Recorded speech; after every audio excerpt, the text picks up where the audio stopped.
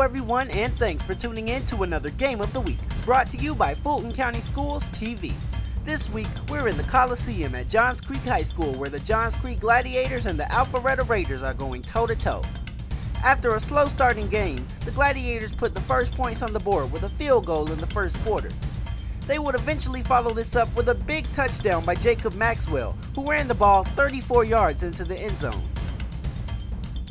And they weren't done yet. In the second quarter, Zach Williams caught a 33-yard pass from Matt Kreitman while outrunning the Raiders defense. Williams ran the ball another 35 yards to make it in the end zone, and after the extra point, the score was Johns Creek 17, Alpharetta nothing.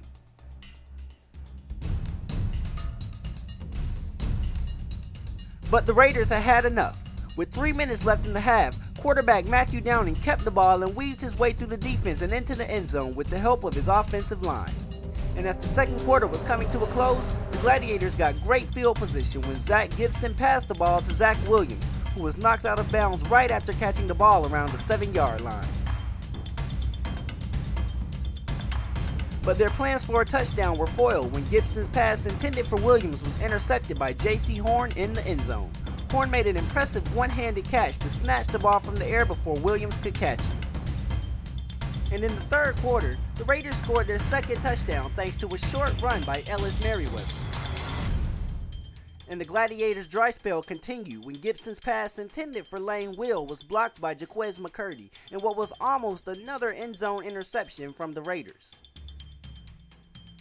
But as the third quarter came to a close, the Gladiators kicked an impressive field goal to bring their score to 20.